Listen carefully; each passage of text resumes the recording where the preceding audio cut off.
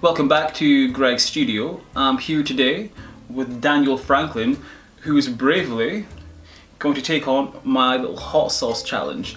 Now, Daniel here isn't a big fan of spicy food.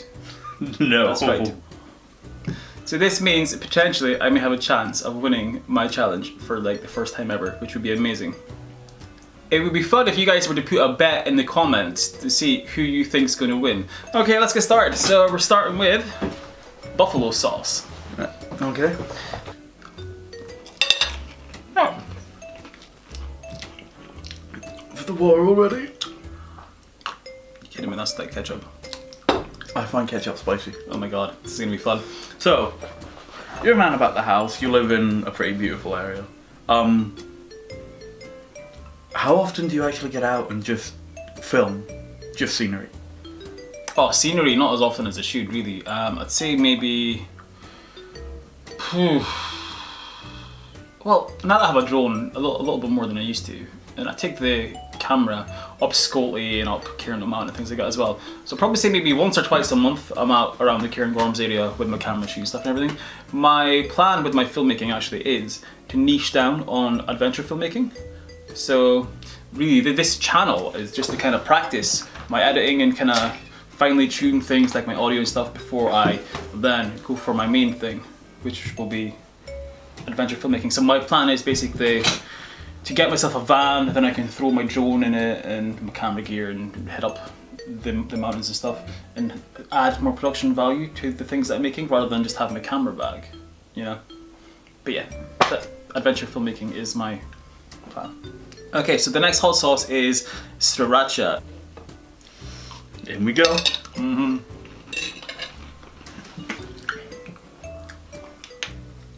You can feel that teeny tiny little kick though, can't you? So, Oh. you've decided on making your adventure filmmaking channel.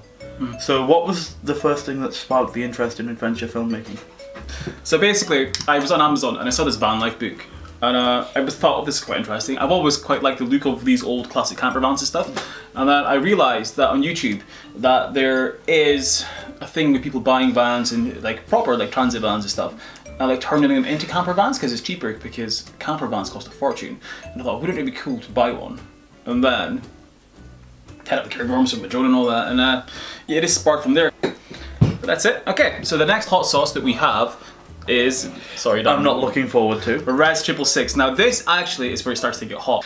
So you'll be okay. So, you love adventure filmmaking and you say you want to get into films. What was the last big production you were on that you can talk about? And did you actually have fun on it? Or is filmmaking not fun and everyone's just in it for the money? I shot a ballet once. That was for a job for a ballet company. Yeah, that still counts. That was They're still productions. Well, yeah, actually, well, here's the best bit as well, was they were so happy with the video. Basically, they were getting filmmakers to film for them at every art centre that they went to perform at. And they were so happy with the film afterwards, because we put so much effort into it, that they now used that. I think we were the third place on their tour, and they now use that as an example to give to every art centre and theatre that they go to for what they want their film to look like, which is really cool. So I was really happy with that. The next one is actually super hot. In the first hot sauce video that we made, this one blew me and Andy's head off, and we couldn't taste anything for the rest of the video. But that's a good thing. Time for the killer. My spice tolerance is really, oh my god. Oh, it's really increasing? Yeah. So, of all the stuff you've worked on, for having done filmmaking for what, 2.5, 3 years now? What was the best and worst production that you've ever been on? Not in terms of output quality, just in terms of the team and how everything went. Well, that's simple. That you're allowed to talk about. It would have to be that film we made. Remember? We were speaking about earlier. So basically, like I said earlier, I got in touch with a friend of mine. I got a great location with by the locals of the town and everything. And the actors were just pissing about loads and being immature and stuff, and just being a nightmare, which was like really embarrassing. So they were childish and had a serious attitude. Sorry guys, there's a fly that you can't see. Working with good people is what makes all the difference. Nobody wants to be stuck working with somebody who has an absolute attitude, or working with somebody who's being childish and causing problems and stuff. So yeah, that was a pain in the butt. So that was your worst production? Well, yeah, because the people were just absolute brats. But, yeah. Right. Apart from the actress, she was nice enough. Right, nice hot sauce. Carolina Reaper.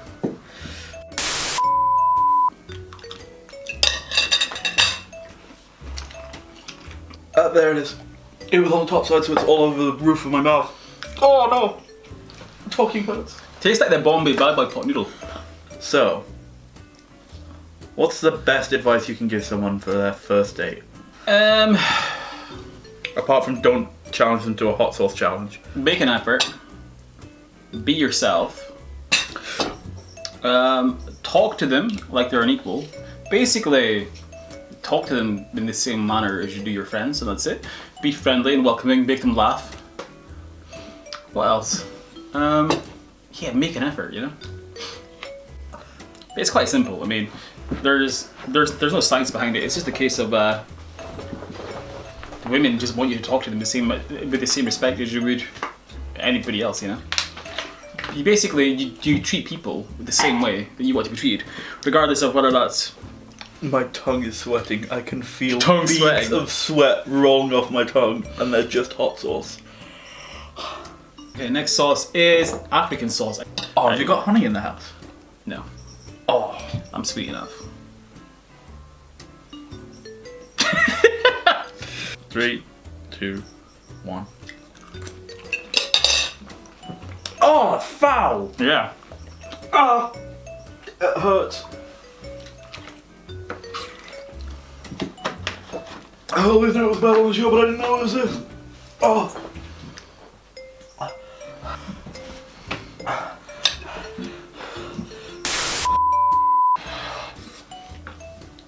Oh my god. Oh my god. I might win a challenge. Right, so, of all your bits of equipment that you've owned or worked with over the year, apart from me and other people, which is the most crucial point? What's the thing that you've had the most use out of that you would suggest to everyone, apart from your camera, because obviously. Well, obviously there's the lights, the softboxes, probably. I use the softboxes all the time. Oh dear, that's not good. Yeah, I mean, I guess there's certain things that you need, you know? I mean, in order to have a sharp image, you need good light for the camera. So I'd say probably the softboxes are awesome. I use the redhead a lot as well. We're not using it today to separate us from the background because there's like a mad heat wave outside. It's crazy. So yeah, probably lighting, yeah. Right, this is the Wiltshire Chili Farm Trinidad Scorpion. Oh, this is extreme. Yeah. Fearless flavor. This was a big mistake. Did. Yeah. Spread it out with your fork. Make it easier. Just go in more places now. Let's go. This one's really hot, by the way. Oh! I have to tap out. I can't go. You can't. I can. These two are identical, so you won't heat-wise. Just take your time. Ah! Oh! So, Jekyll and Hyde, right? Or Jekyll or Hyde. You have to be really careful with Jekyll or Hyde. See, after the last one, when I was putting the bottles away, I picked them up and put them in the gaps of my fingers to pick up as many bottles as I could. And where the potion bottle was, my hand was burning in agonizing pain for the rest of the day. I had to put so much moisturizer on my hand, it was insane. So, be Right. very careful with the potion. Oh, and I have fine motor controls again. Yeah. If you could work with any actor or actress, who would it be? Helen Mirren, because she's just amazing, and a beautiful human being, and Jeremy Renner. I'd probably go with Leonardo DiCaprio and Eva Green, because Eva Green's acting chops are insane. She's so talented. And Leo I don't know. He just makes films cool. I mean, I guess. Both of them choose good films, though. I think is the thing. Ready? That's enough. Ready?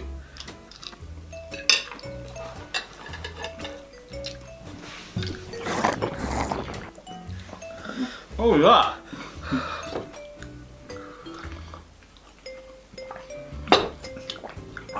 Daniel's starting to show his true lizard person form. I have to tap out, genuinely. I can't.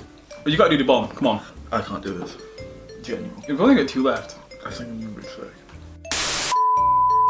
I broke him.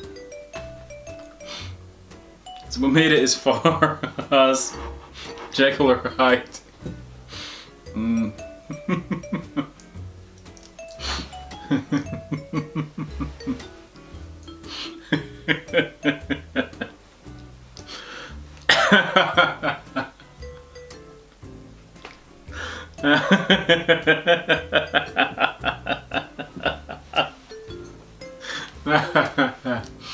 No. My body is actually convulsing from that. The ferret's at your feet. Okay, so we'll have to have a short break there for Daniel.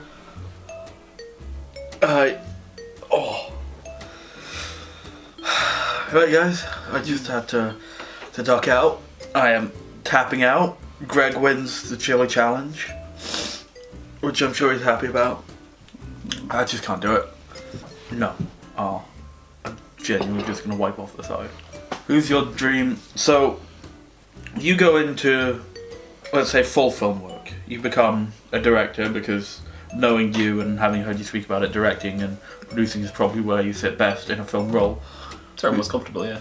Who's your ideal cinematographer to have on base? Jekyll and Hyde just came back for a second kick. Ideal cinematographer. Whoever was the cinematographer on the movie Mulholland Drive, David Lynch film. Oh, that was a beautiful looking film. For its time, it just looked insane. It was amazing. It was really good. I saw that in the Belmont Cinema and I left feeling genuinely freaked out. Like, genuinely weirded out. That film completely rocked me. It was just made so beautifully. Yeah. Okay, guys. Somehow, mystically, progressed from Jekyll and Hyde and have disgraced myself. I disgraced myself before too, it's fine. Into trying to bomb. Yeah. Let's do it. Let's go. Okay.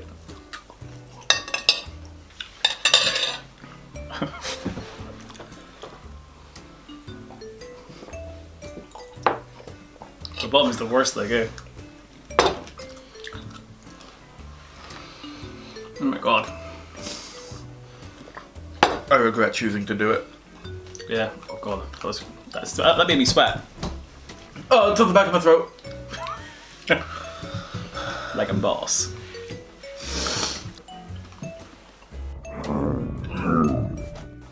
Oh. I think you're going to spontaneously combust in a second. I know, it's like when I walk into a church. Yeah. Right. So this is the last one. Yeah, you made it. Even though you had to have a break. I don't think I could class this as making it. You get to go? Let's do it. There was something caught under my tongue and I just swallowed it. Showing your true lizard form again. Where'd that fly go? I don't.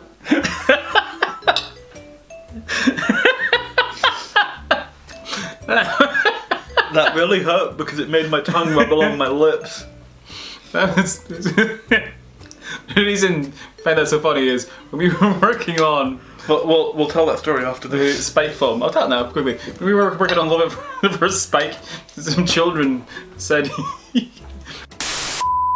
These 3 absolutely slightly South American kids, kind of Texasy accent, were walking past and they said, "He's a lizard," and the kid turns around and goes, "Yeah, he doesn't look human, does he?" That's crazy. You good to go? Yeah, you're gonna be fine. Come on, let's do it. Let's do it. The bomb was much worse. Oh, crap. Let's do a deep dive. On the Instagrams. Been going through your Instagram. Obviously, you've got a lot of outdoorsy stuff, a lot of jolly stuff. But I want to ask you about these. Your super oldie cameras. Super 8s, yeah. Yeah, just give us a wee chat about them, why you collect them, what you intend to do with them. So basically, I have a small collection of old cameras, and I have a Bell & Howell Super 8. The idea is, at some point, for fun, for like a sort of art house project, because as well as doing a bunch of filmmaking, I wanted to do art house projects as well. I figured at some point I could use the Super 8 for filming some kind of like creepy dance or something, you know? Or like some kind of creepy figure, Slender Man type thing that isn't Slender Man, you know? Going through the woods, I thought that would make for a fun bit of editing. Hell yeah. Jekyll and Hyde had me throwing up, crying, and internally convulsing. That's it, we did it. You made it to the end. Even though I find ketchup spicy and I was dying on Sauce 2, you still didn't win your own challenge. I did win, you threw up. So yeah, thanks for watching. Daniel, like an absolute boss, made it to the end. We need to wash our hands now. We really need to wash our hands, trust me. The last thing you want to do is not wash them properly and then touch it really, and then it burns like mad, or your eyes.